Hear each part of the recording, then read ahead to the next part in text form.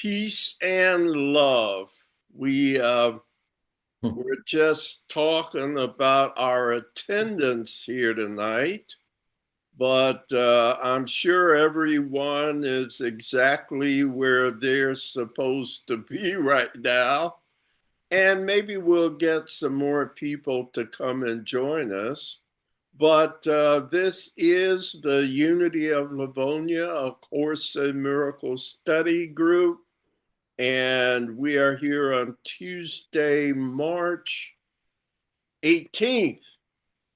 Boy, time is moving as it always does, huh? How are you all doing tonight? Everybody okay so far, or what's going on? Hilda? I'm fine. All right. No And problem in the world. pardon?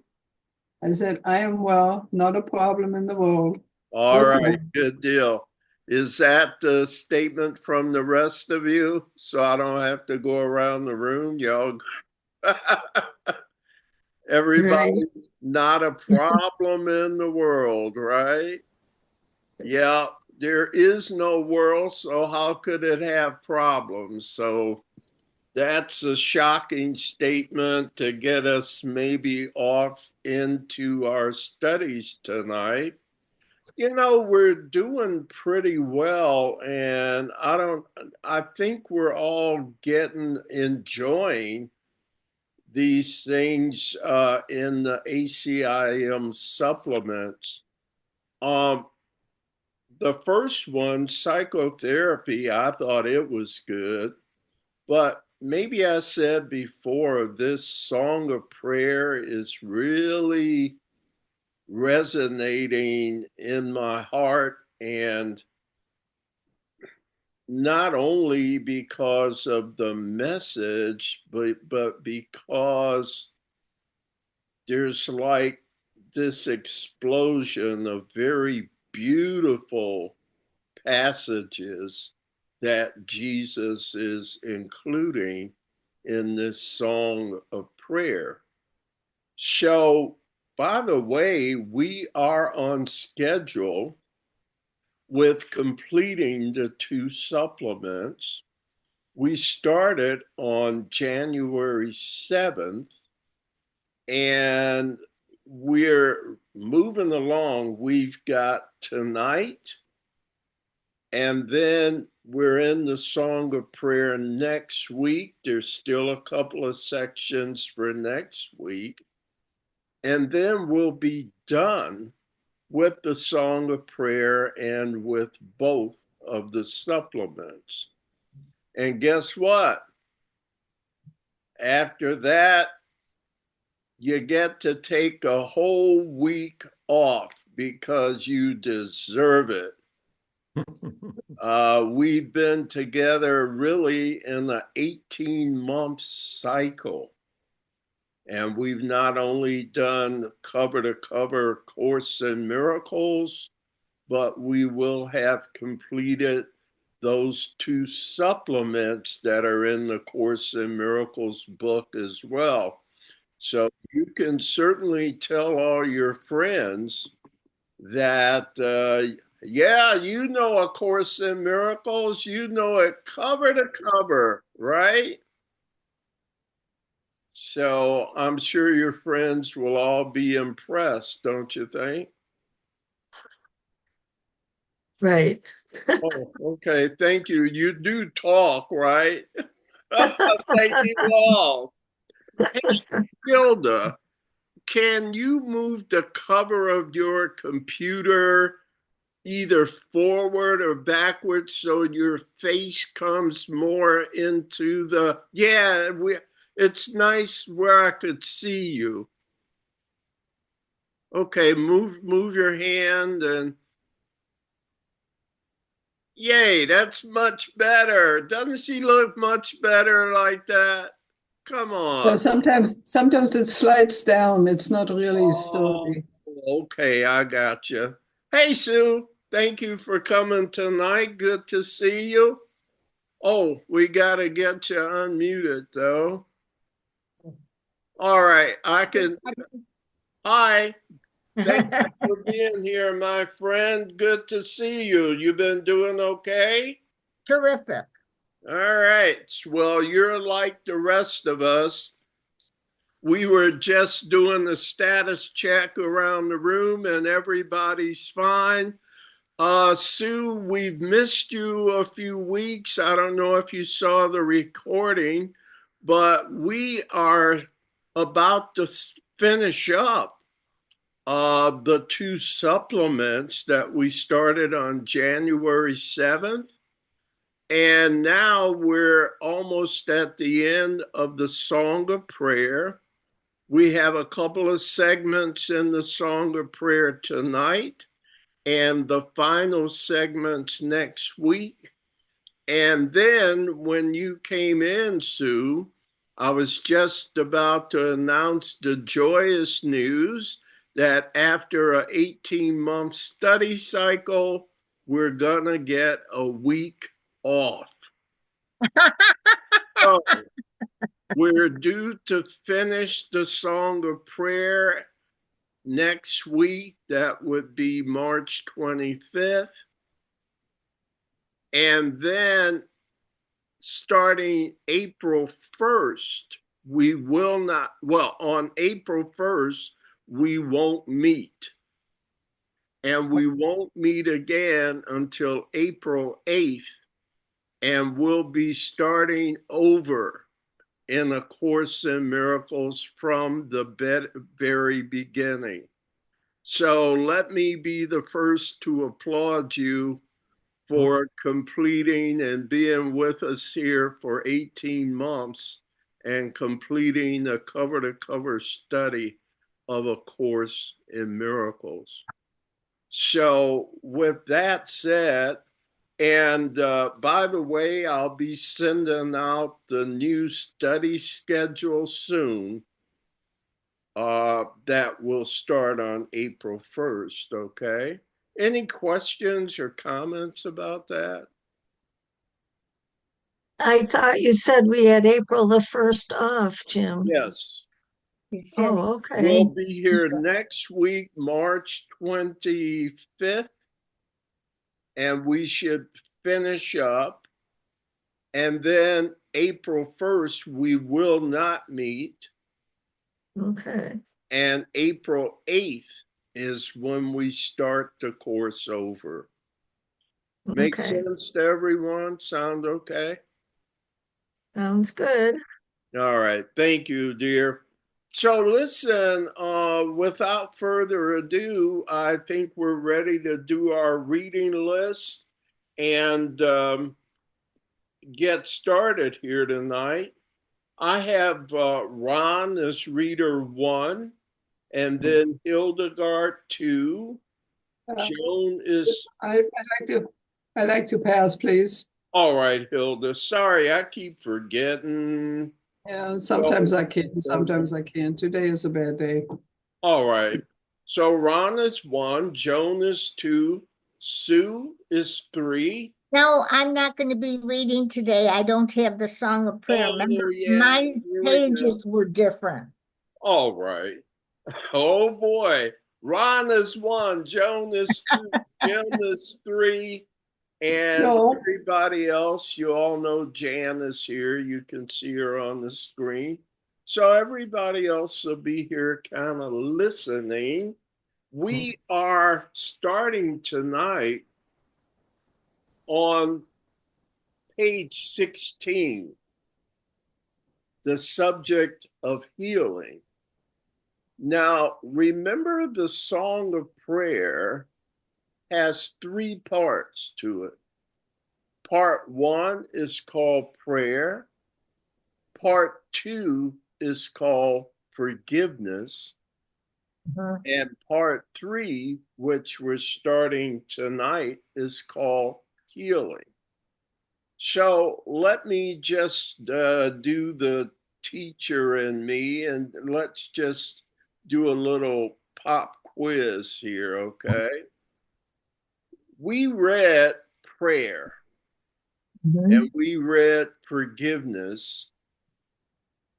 Anything you remember? What is prayer? And what is forgiveness? And what did Jesus say about any of that that you might remember?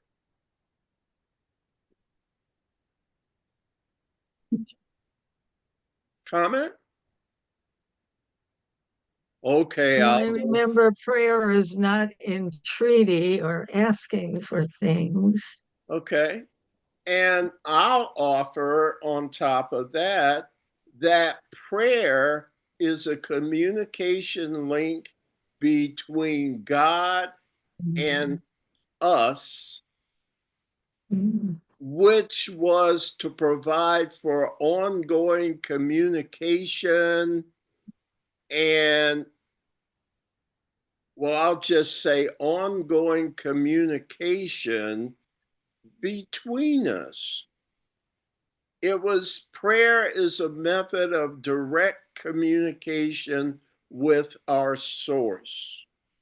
We could communicate back and forth, and thus the resources of our source, the wisdom, the riches, the understanding, the all knowing, the omniscience, the omnipotence, all of those things could flow freely back and forth between God and his kids, right?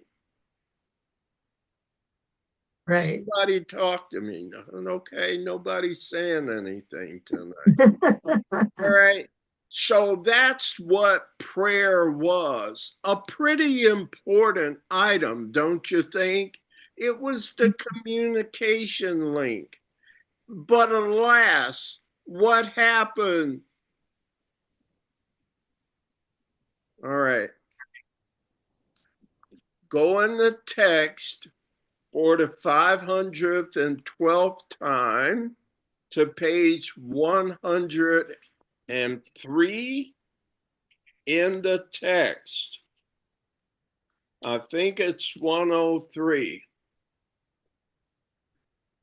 Yeah, Sue, you got that part of the book, right? Right in the front section, the text, page 103. All right. So, I'm there. go ahead, dear. Go ahead, what? I thought you were going to ask me something or say something. No, Okay. I'm at 103. Yeah, page 103, look at paragraph 12.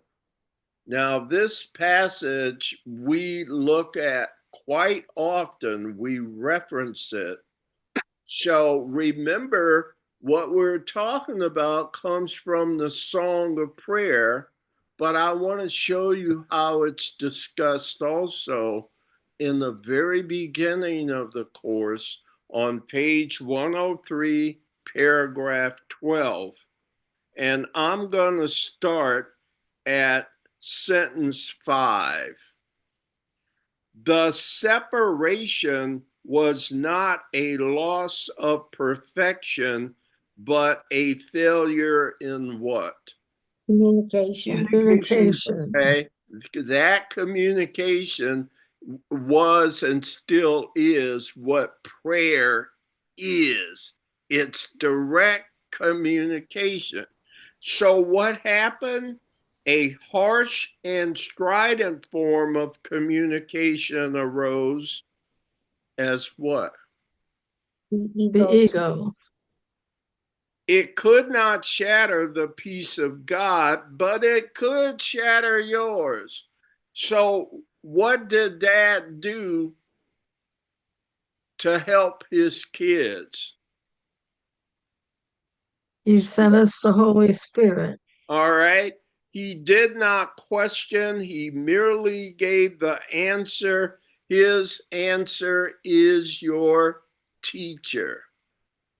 Now, the harsh and strident voice was the tiny, you're going to get sick of me, the tiny mad idea. So there was no need for help originally, but something started coming up that was making that communication weak and even breaking it.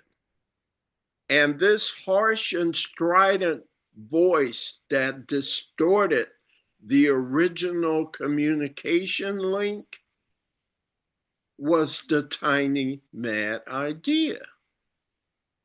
And so what God did about it was to put in us a mechanism to give us the ability to reestablish that communication. Prayer is that communication. Now go back with me into the Song of Prayer, would you? And we're going to be on page 16, but page 16 is the third part. The second part was forgiveness. The Holy Spirit will show us how to get out of that mess and reestablish communication.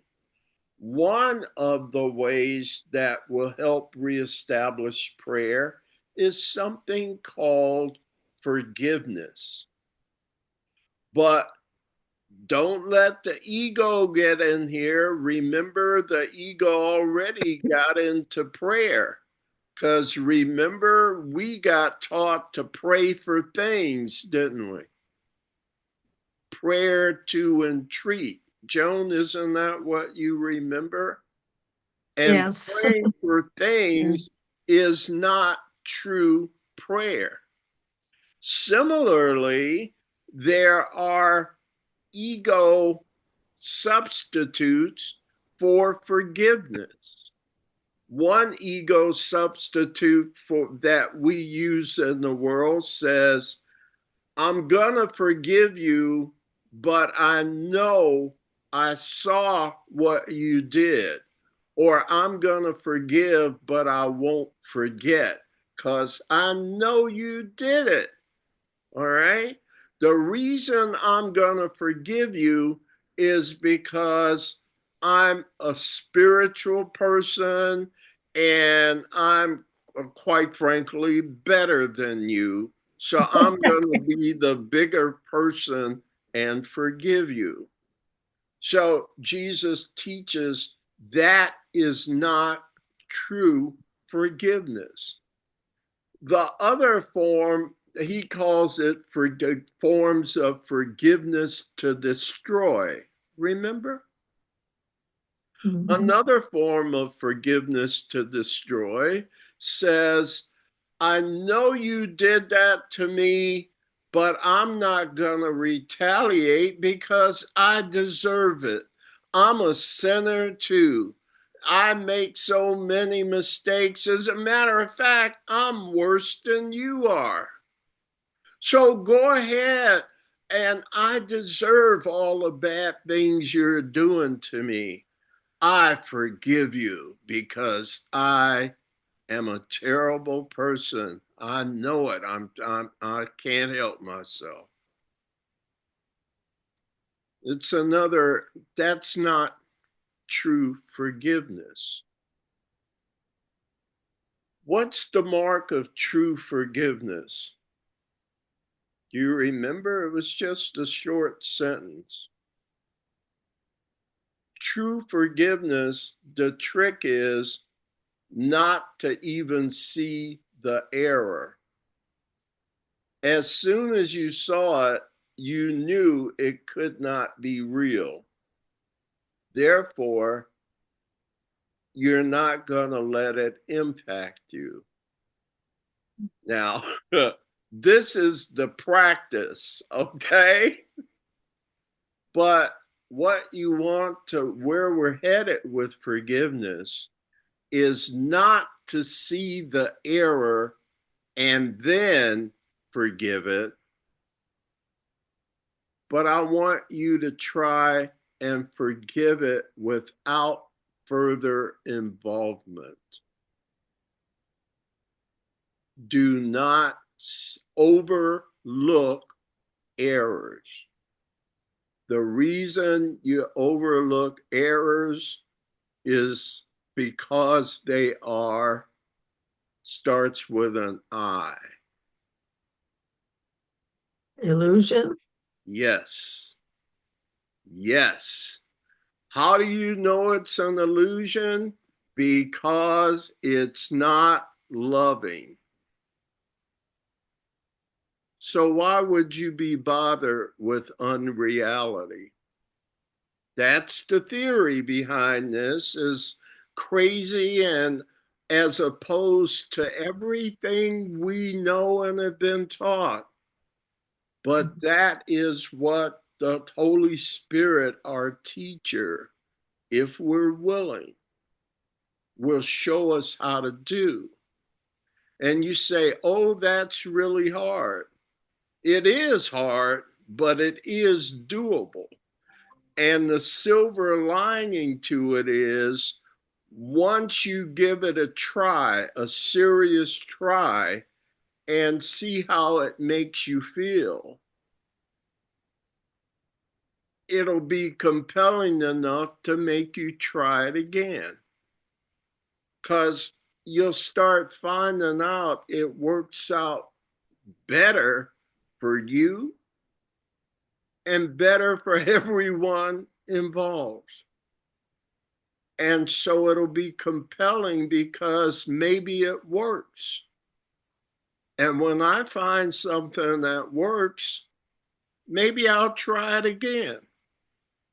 And when you see it start working over and over again, it gets easier because you've seen it work. But the trick is to give it a serious try, because on face, it seems ridiculous. There's no way that you can not even see error, right? It shows up and you dismiss it. It shows up, you dismiss it. Man, what a spiritual practice that can turn out to be. Could take the rest of your life, right?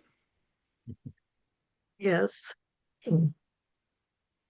Uh, but it works in exponential fashion, that when you try it, it's hard at first, but it'll get easier like anything else you practice.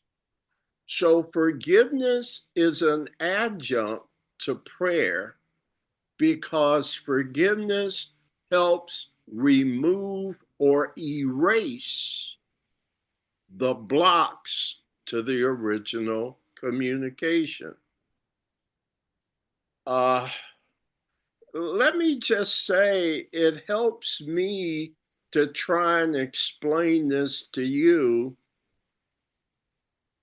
because it teaches me.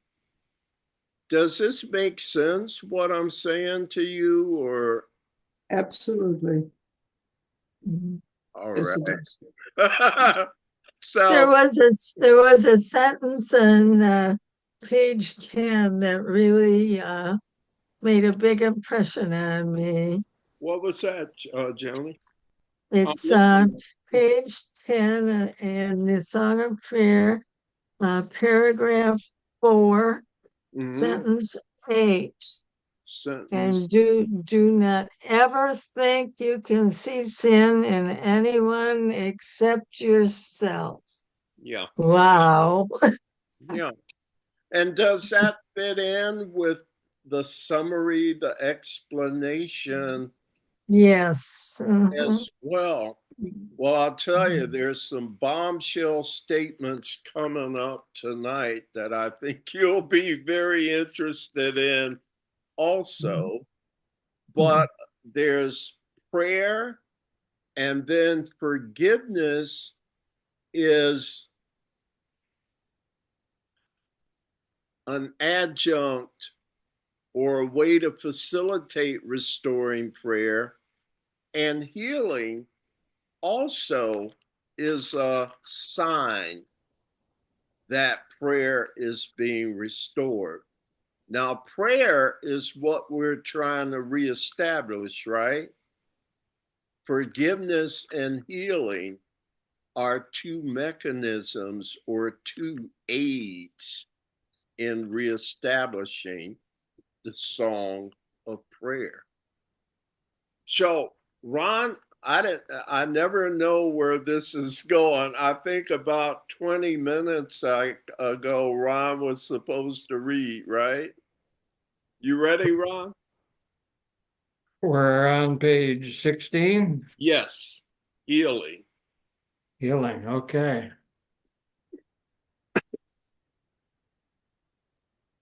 Introduction, page 16, healing. Prayer has both aids and witnesses which make the steep ascent more gentle and more sure, easing the pain of fear and offering the comfort and the promises of hope. Forgiveness, witness, and an aid to prayer. It's possessive. Forgiveness is witness, you see? Oh, yes. Forgiveness is witness and an aid to prayer, a giver of assurance of success in ultimate attainment of the goal is healing. Its importance should not be too strongly emphasized, for healing is a sign or symbol of forgiveness's strength, and only an effect or shadow of a change of mind about the goal of prayer. So let me go back and try and clean this up a little bit. It made sense when I read it earlier. Let's see if I can make it make sense again. Forgiveness is witness and an aid to prayer.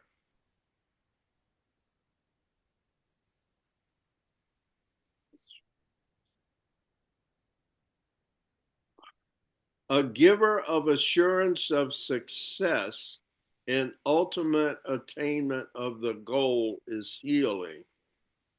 I got to work with that a minute. I thought it made sense earlier. Any comments from you? What the heck is he saying?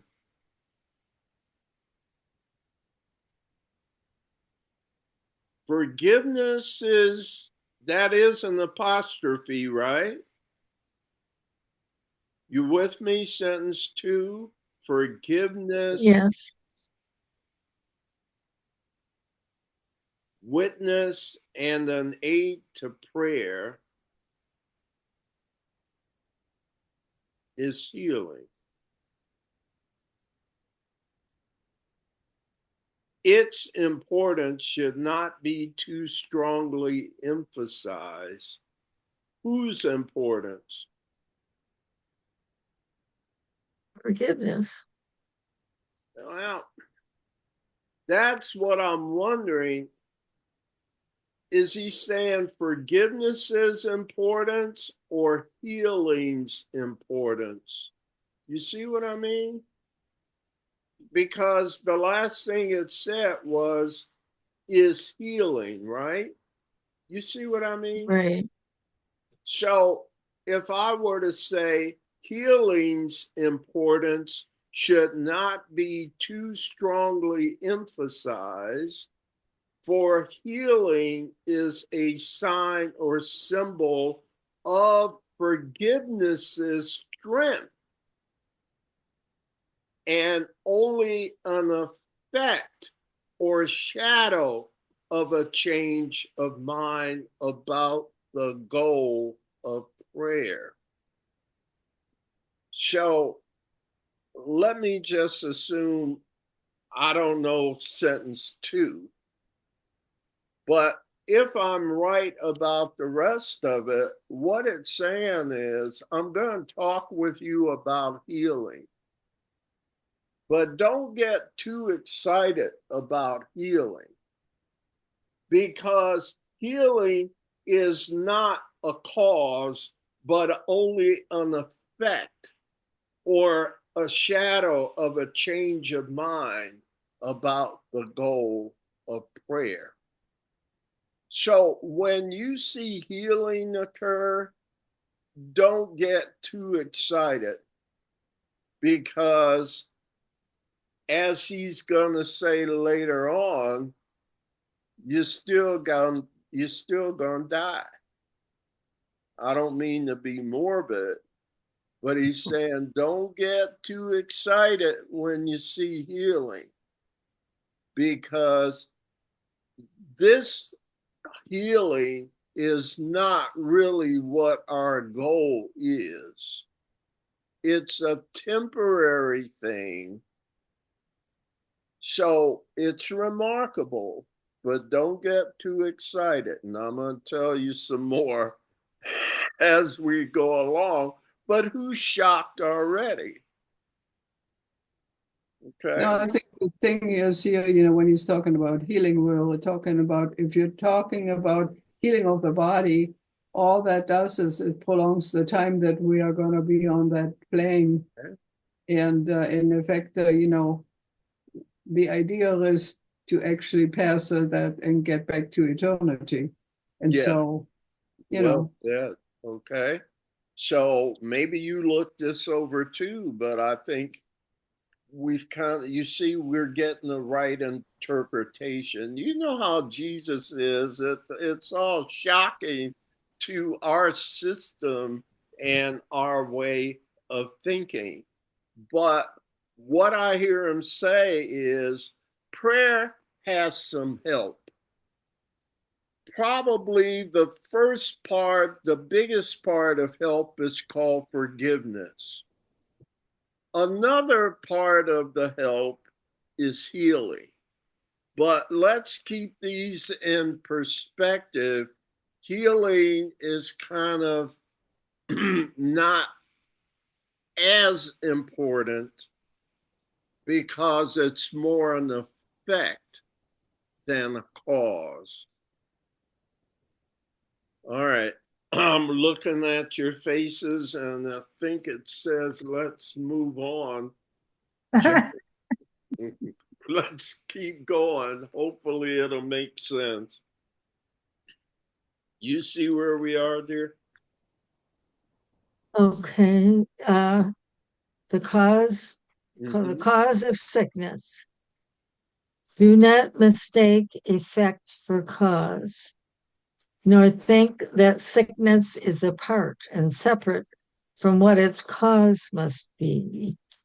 It is a sign, a shadow of an evil thought that seems to have reality and to be just according to the usage of the world.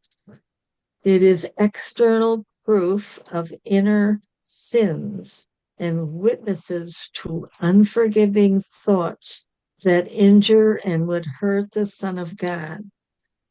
Healing the body is impossible, and this is shown by the brief nature of the cure. The body yet must die, and so its healing but delays its turning back to dust, where it was born and will return. You know, let's let me read one more before we discuss it. Okay, I'll do three. No, I'll do two. The body's cause is unforgiveness of the Son of God. It has not left its source, and in its pain and aging and the mark of death upon it, this is clearly shown. Fearful and frail it seems to be to those who think their life is tied to its command and linked to its unstable tiny breath. Death stares at them as every moment goes irrevocably past their grasping hands, which cannot hold them back, and they feel fear as bodies change and sicken, for they sense the heavy sin of death upon their hearts. Sounds pretty scary, doesn't it? Yep. Does it sound true about how fearful this process is? How hopeless it might seem according to the world? Yes, it does. Because all you have to do is go to a nursing home or go to a hospital, and you will find that, You know, I think, you know, proof and of that every time. this thing about the heavy sin of death upon their hearts. Right? Uh, let's do our discussion here. The cause of sickness in paragraph 1. What stands out to you, if anything, in that paragraph? I think the big shocker there was to say that healing the body is impossible. That was my big shocker too in that paragraph. Yeah, I mean, you look at this and say, whoa, Okay. you know, Yeah. And because we, go ahead, dear. Sorry. I said, because we really concern ourselves with that issue. I mean, you can't get away from it. You know, you got a sniffles, you got an ache, you got a pain. Yeah. You're constantly reminded of the body. And And, yet you have to understand that it's just a fleeting temporary thing. and how much time and attention, in one way or another, do we spend dealing with healing the body? If it's we're not in active healing, we're thinking about what's going to go wrong with it next, aren't we? Or what's that next doctor's appointment going to say or end up revealing? So to hear him say in sentence 4, healing the body is impossible. And that caught my attention too, Hildegard. How about the rest of you? Oh, yeah. Yes. So, what's all this for then? If healing is impossible for the body, what is healing? Healing is of the mind, not of the body. Ah, that's why you guys are smart, right? So, let's go to paragraph 2. The body's cause is unforgiveness of the Son of God. It has not left its source. What's not left its source? What's it? Sentence 2. It has not left its source. What The has body. not left its source?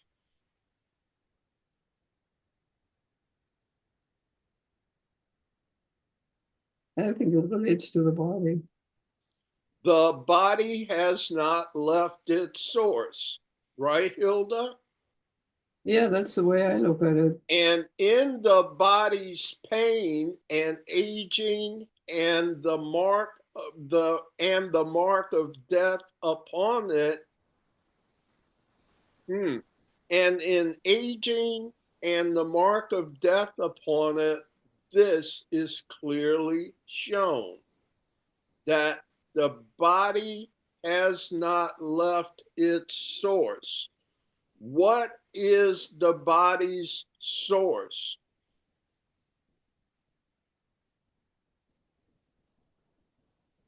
Our Creator. The body's source is Oh, I eternal. was thinking of, It's in no, your mind. The mind is creating it. Yeah, the body's source is individualism. The body is simply a support to the idea to the tiny mad idea of separation. The whole thing is not real, so the body isn't either. It therefore ultimately cannot be healed because it's not the problem. It's not the cause. Sue, go ahead. I was going to say, if the body is not the source, then why do we have a body in the first place? Why was it created? To support the idea that you could be a separate, independent entity. It was a way of carving you out as an individual. Okay. The other thing I do want to say is when we talk about that everything is in the mind, okay, that it's up here and it's change your mind, change your life, to put it simply. My granddaughter has POTS and chronic syndrome, chronic fatigue syndrome, very debilitating. They don't know how to cure it. They don't know what to do with it. And I read a book my son sent me. I forgot who it was written by. It's called Unlearn Your Pain. I'll tell you, it could have come right out of Unity. It's about meditation. It's about what they call today mindfulness. It's about change your mind, change your life. So if it's all in your mind, then what you think, it goes along with what happened with Myrtle Fillmore. She changed her mind, putting it very simplistically, about how she saw her body, and her body, even though it never heals, because really the body is not sick, she did change where she didn't have the disease in layman's terms. Yes. And therefore prolong the life of her body through her meditation or a different way of seeing things. And yet, Myrtle Fillmore's body still passed away. Yes, well, obviously it did. Okay. So, here, let me see if I can help, because this is going to get really deep. What we're saying is healing has nothing to do with the body at all. It has to do with the spirit and the The mind. body can serve as a reinforcer of something that you're doing mentally. You can see the body's life extend by things you're doing mentally. But the truth of the matter is, we cannot long exist on a temporal plane. This is a temporary state because it's based on things like bodies and separation and individuals and different truths and things like that. You can, do you remember when he used the word cure when Yes. we were reading? Did you Mhm. notice it was in quotations? All right. There are cures along the way, but these are not the cure with the capital C instead of quotation marks. I'm going to tell you what that is in this section.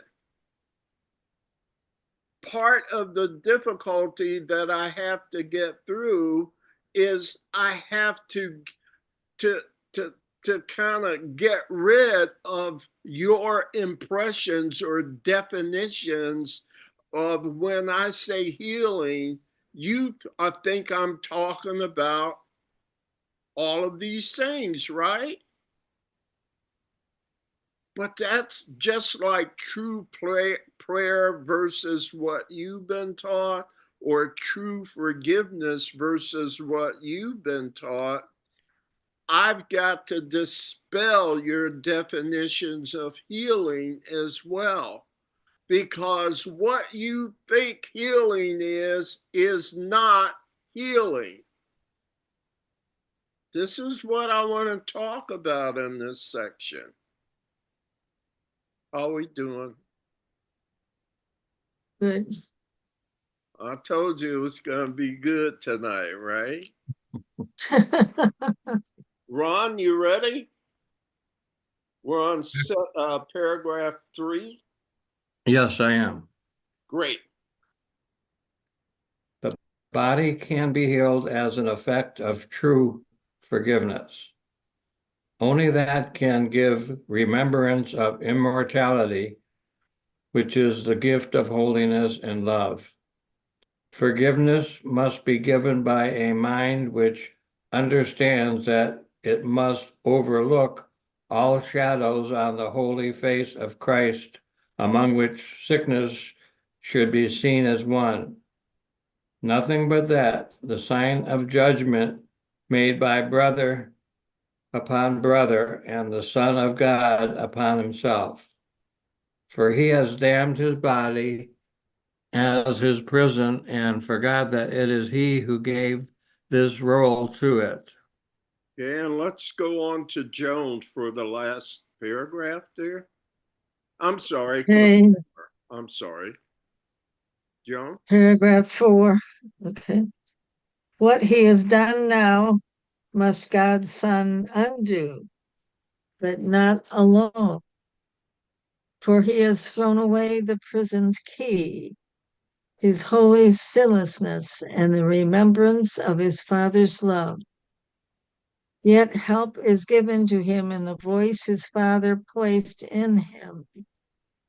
The power to heal is now his Father's gift, for through his voice he still can reach his Son, reminding him the body may become his chosen home, but it will never be his home in truth.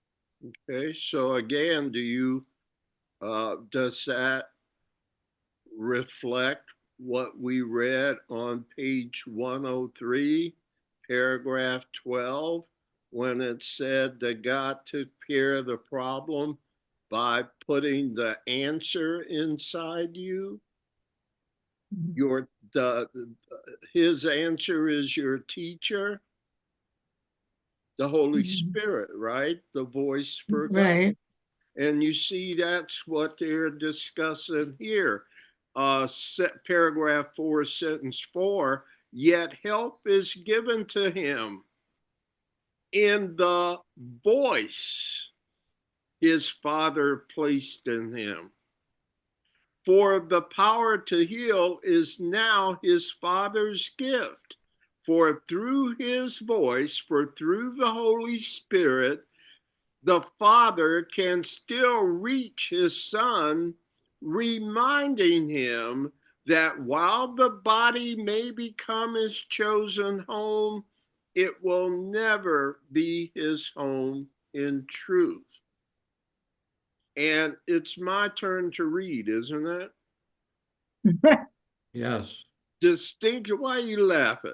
Distinctions, therefore, must be made between true healing and its faulty counterpart.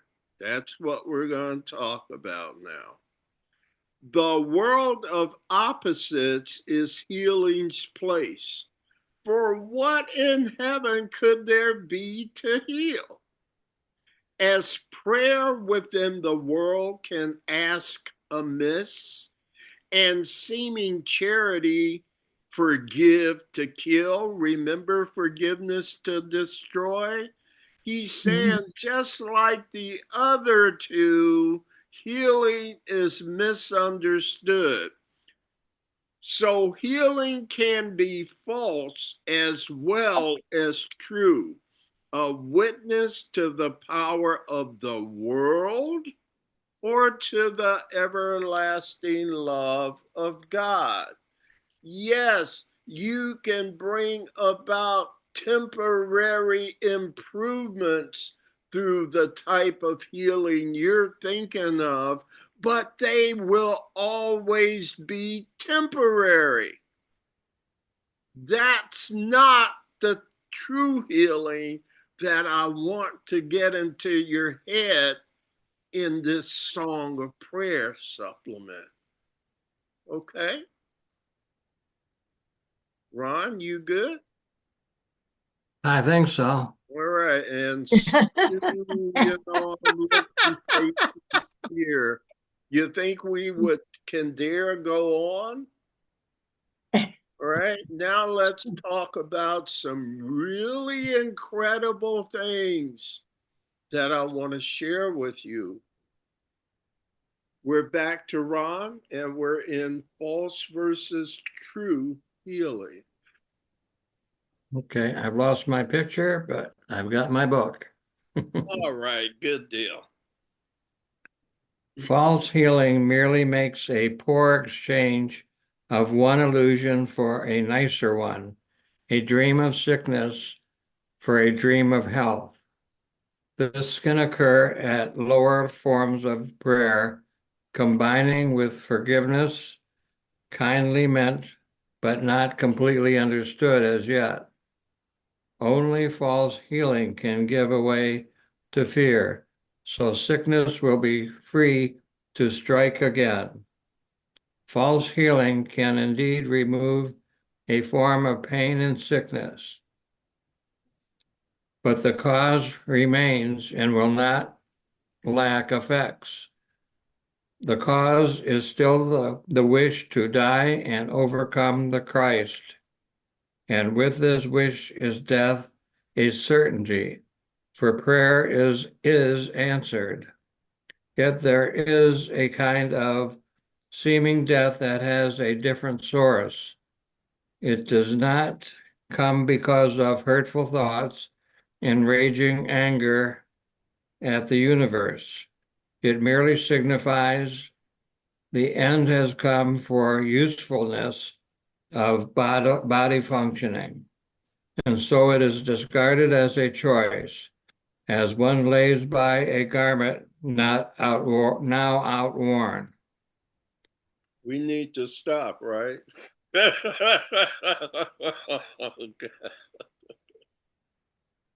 uh, Paragraph 1, he's saying, yes, there is a form of healing that exchanges one illusion for another, one that through healing, quote unquote, you can exchange a bad illusion for a better one. Okay, yes, you can do that. But again, we're talking false healing versus true healing. And here's the thing that got me.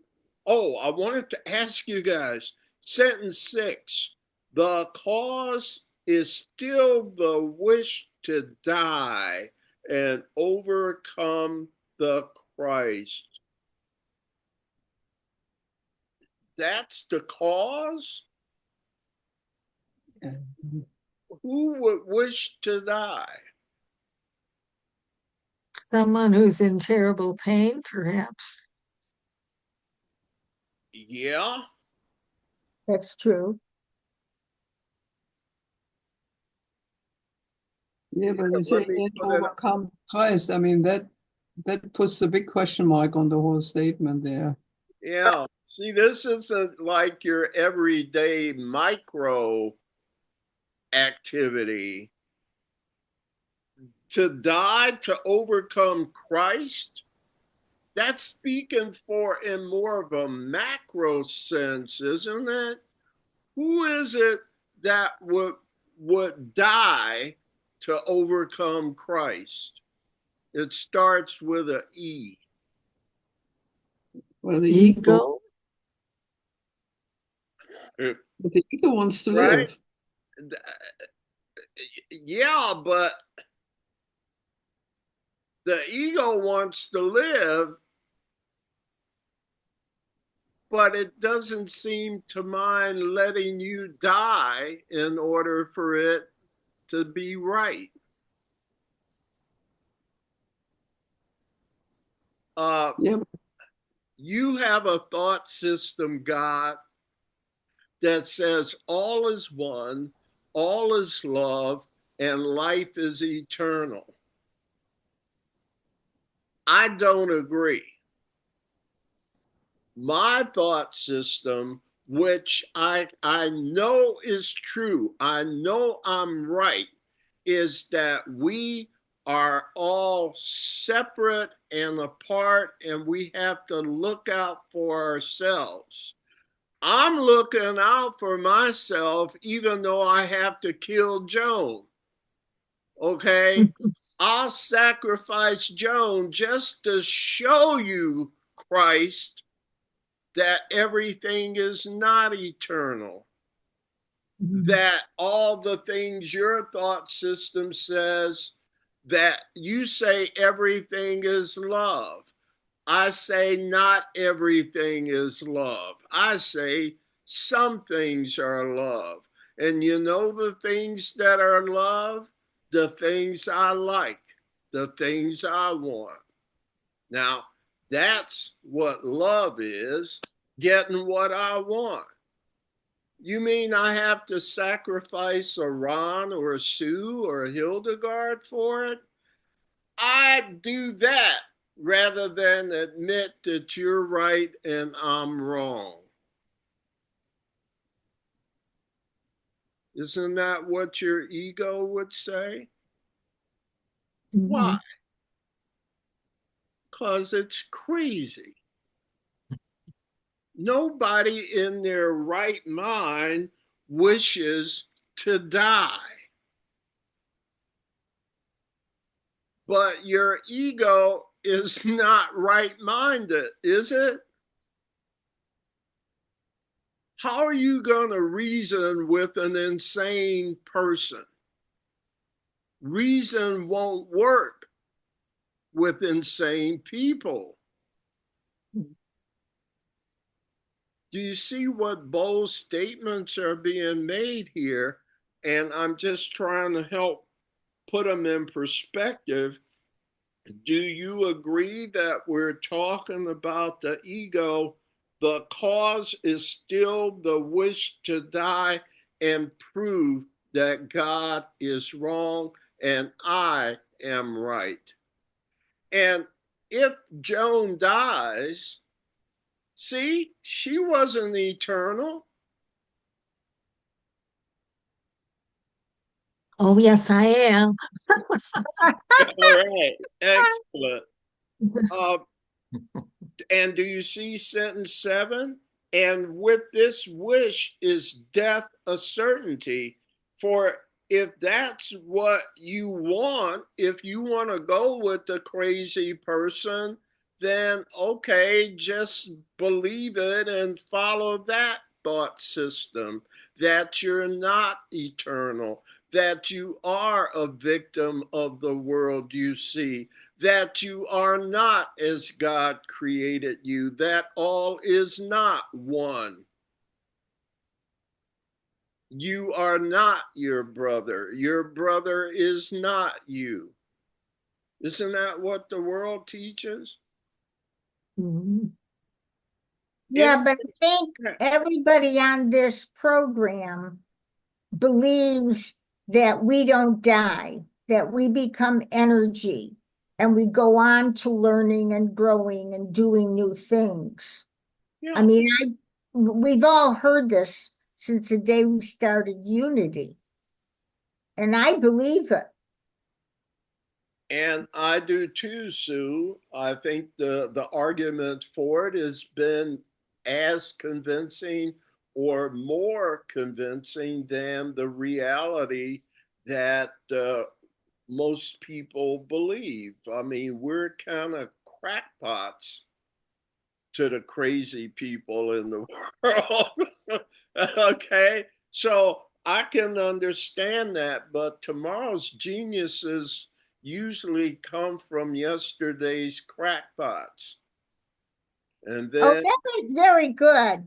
I like that because I'm sorry, I really like that because I have one, two, three children. Yeah, they're brilliant. They're classified brilliant. My granddaughter is classified a genius, and it seems like in our family, beyond them, there are a lot of people who are exceptionally bright. And I always say, just be happy. That's all I care about. But the fact is, say that again. I'm writing that down. tomorrow's, here, let me say it this way. Tomorrow's children are today's geniuses. Is that what you said? Today's crackpots Oh, turn out to be tomorrow's geniuses. today's crackpots Yeah, turn out to be tomorrow's geniuses. How the many brilliant people became brilliant because they thought outside the box, because they went against the grain, because they were free and thought about new things and new ways and didn't go along with the status quo. And the status quo called them crazy. But wait a minute. Those people, and I agree with you there, but they were born with these unusual abilities. Everybody's born with them. That's the point. But why do some achieve them and some don't? And some achieve it where they know they have the Because ability, they're made but they don't fearful use by it. the status quo. And so they get binders put on their freedom to Well, that's express. true because they're I Want to my fit in. kids, School teaches you to fit in.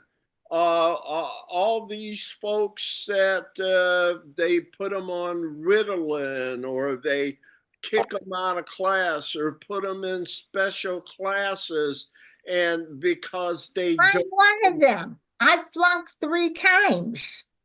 I'm and yet, classified as severely dyslexic. and yet here you are. All right.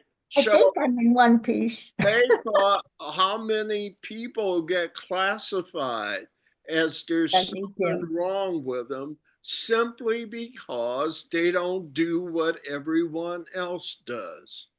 And yet, genius comes from not doing what everyone else does. So I'm telling you, folks, One. you may be the pioneers of a movement that is changing our world. But right now, we feel small, don't we? Mhm. I imagine a lot of geniuses felt small at some time. But let me get back to where we were. I wanted to make sure we're still in paragraph 1, sentence 8. There's a key here. Listen to what Jesus says.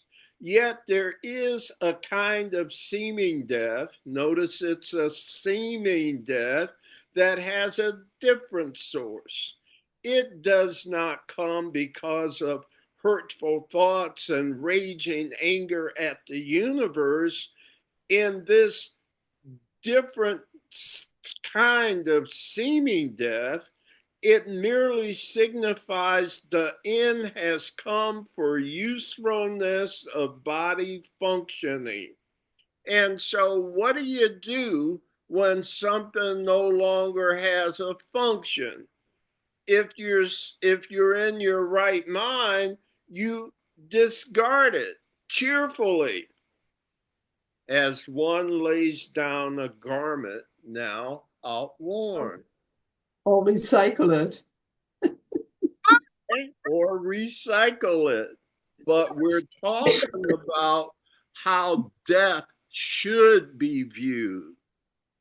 It's another way of seeing death. It's a quote unquote death rather than a death with a capital D to you. Are we doing now? Mhm.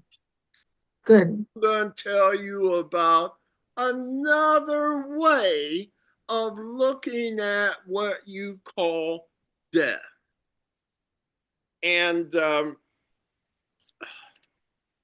who just read? Does anyone? Are we up to Joan? Okay. Paragraph 2, right?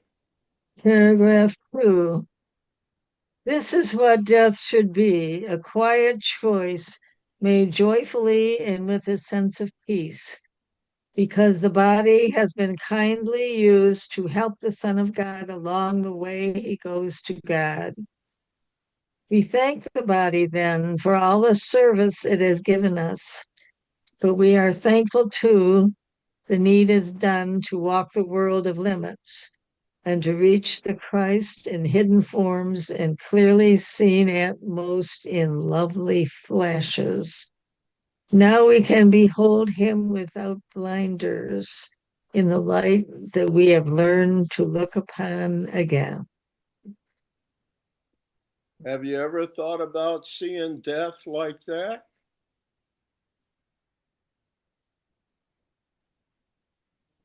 Ever? Hmm. No. The world's never taught you to see death that way, has it? Well, one that comes to mind for me where it was really discussed was Paramahansa Yogananda. He wasn't sick. He just laid his body down. Anybody heard that story? Yeah, Ron. And there are some others who took this view of the body.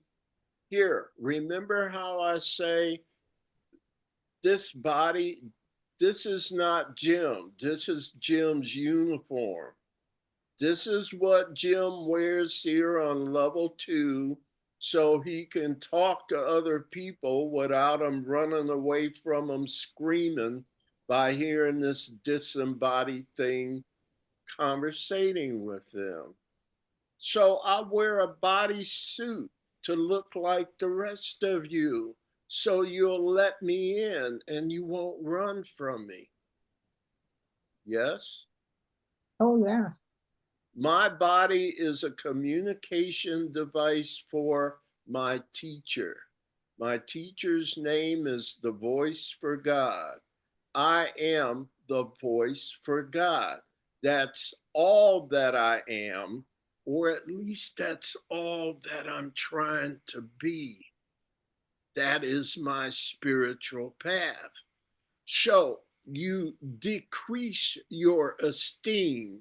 You're no longer Sue, but now you are the Holy Spirit in a Sue suit. Okay. Would you be willing to diminish yourself in order to be part of this other self with a capital S? And so now I'm in level 2 to do my part in God's plan of salvation. That's the only friggin' reason I'm here. I have no other goals. So, when I've done my part, what would I need the suit for?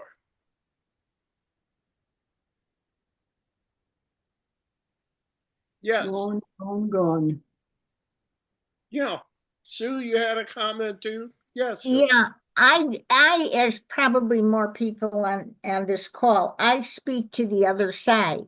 So when I talked to my son Joel, who died, he explained to me what it was like when he left. And then he said to me, which is part and parcel what you're saying. He said, I'm energy, and I go from place to place to help others to move forward.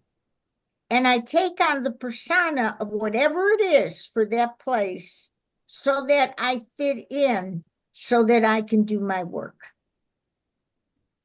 Beautiful. It's exactly what you're saying. Yeah. So we're taught to fear death above all else. That's not where he's going with this. Thank you, Sue. You're Let's welcome. do some more. Um, we did two, right? So let's go to three. I think it's me again, isn't it? Yes.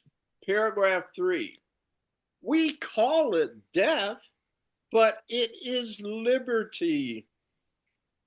It does not come in forms that seem to be thrust down in pain upon unwilling flesh, but as a gentle welcome to release. If there has been true healing, this can be the form in which death comes when it is time to rest a while from labor, gladly done and gladly ended. Sounds like what was it Joey? Joel, yeah. Joel's what Joel, yeah. Uh, and welcome release and gladly done and gladly ended. I'm in sentence 4. Now we go in peace to freer air and gentler climate, where it is not hard to see the gifts we gave were saved for us. For Christ is clearer now, his vision more sustained in us, his voice, the word of God, more certainly our own word. Our own. Ron, let's go to 4.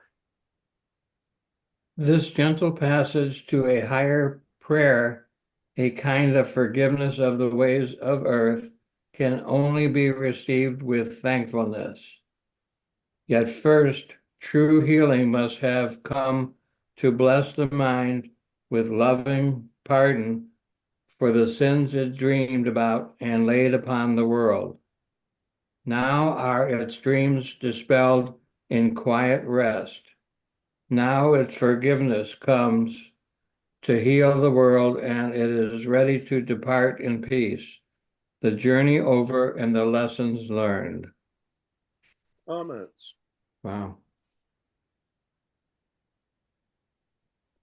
For me, that's one of the biggest paragraphs I've read. You know why? Because in sentence 4, at the very end, it says the journey over and what else? The The lessons lessons learned. learned.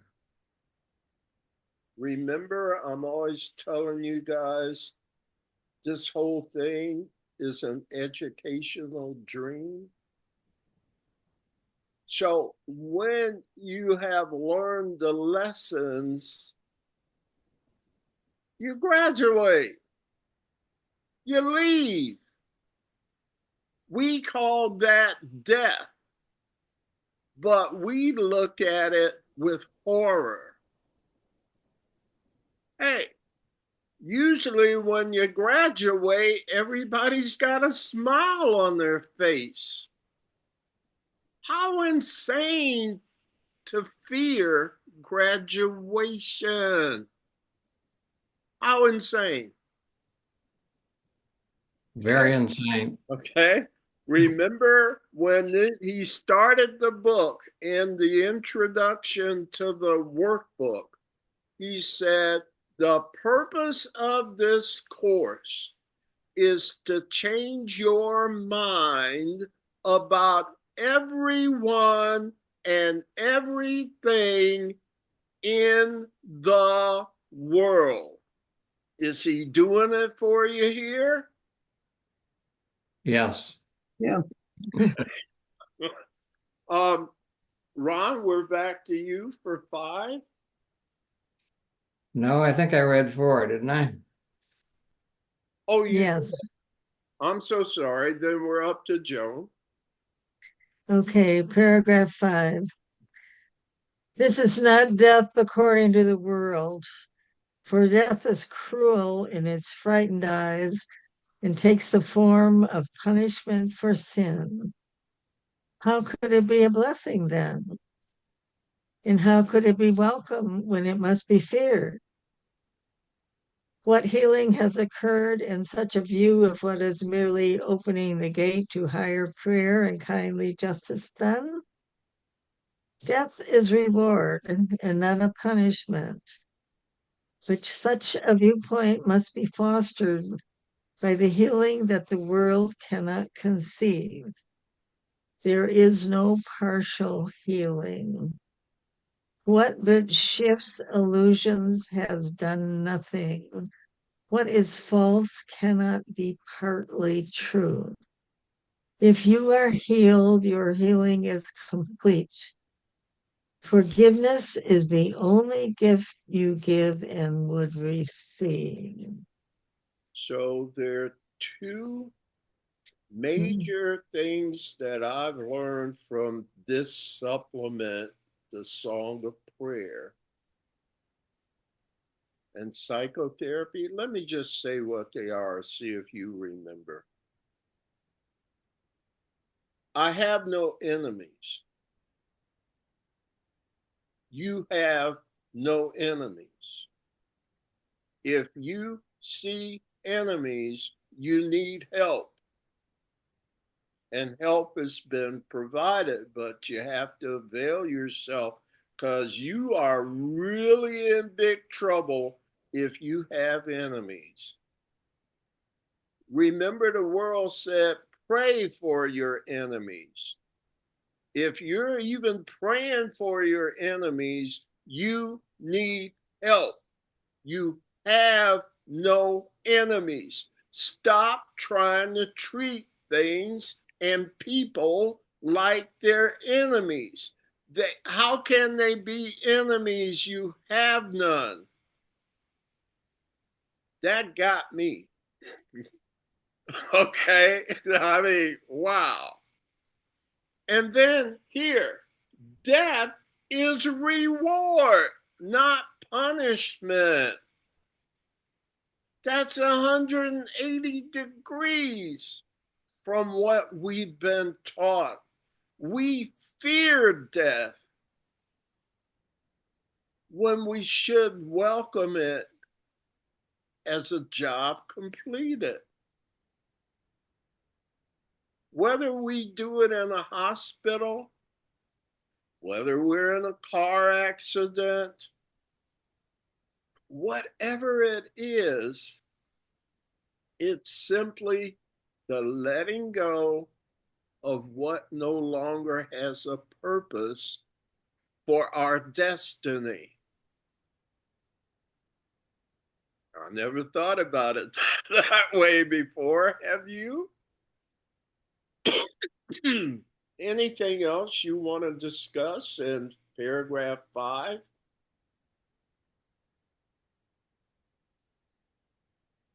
Paragraph 6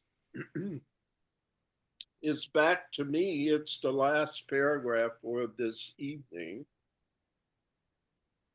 False healing rests upon the body's cure, leaving the cause of illness still unchanged, ready to strike again until it brings a cruel death in seeming victory. It can be held at bay a little while, and there can be brief respite as it waits to take its vengeance on the Son of God. Yet it cannot be overcome until all faith in it has been laid by and placed upon God's substitute for evil dreams, a world in which there is no veil of sin to keep it dark and comfortless. At last, the gate of heaven opens, and God's Son is free to enter in the home that stands ready to welcome him and was prepared before time was, and still but waits for him. Lessons learned.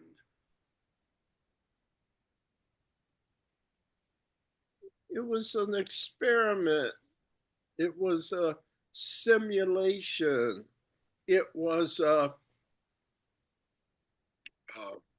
simulation for teaching purposes. Comment. If I was living alone and I'm married, happily married, but if I was living alone, I'd put death as a reward and not a punishment on my refrigerator. But if I do that and I'm married, my wife's going to say, I don't want you doing the Course in Miracles anymore. Right. Right. Okay. Which is exactly what crazy people would say. Yes. You're the crackpot. You know, Sadhguru says all the inmates in the insane asylum think the doctor is crazy. But today's crackpots are often tomorrow's geniuses. You wrote that down, right, Sue? I did. I saved that. I got to tell my kids that one. Yeah, and that's how progress is made when you go against the grain. So hold up, if you like, on putting it on the refrigerator right now. But whether you share it or not, it'll be very helpful to you to see death as it is instead of how you were told. The same people that taught you what death is are the same people that used to say the earth is flat. No disrespect, it's just they're not always right. In fact, most of the time, they're not right.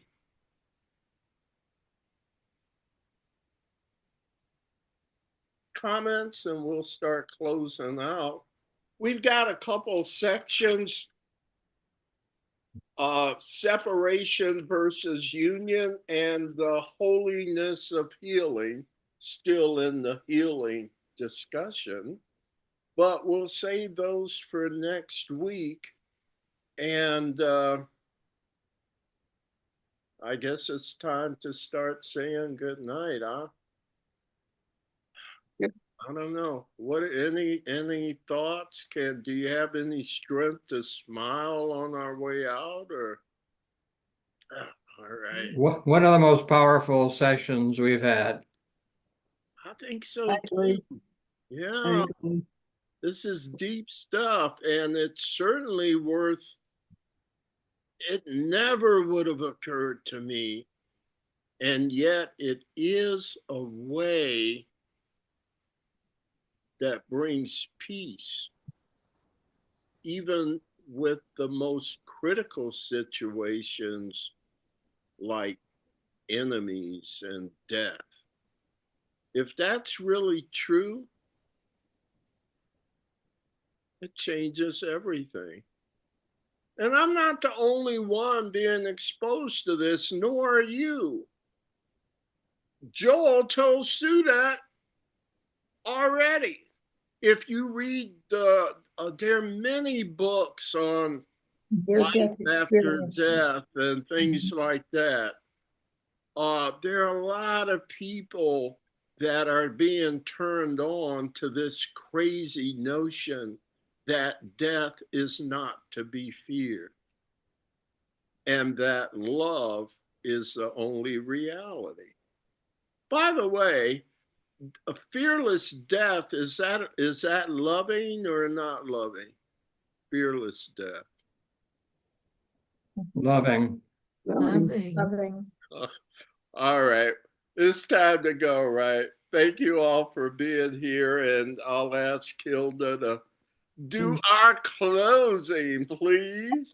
Okay. Thank you. The light of God surrounds us. The love of God enfolds us.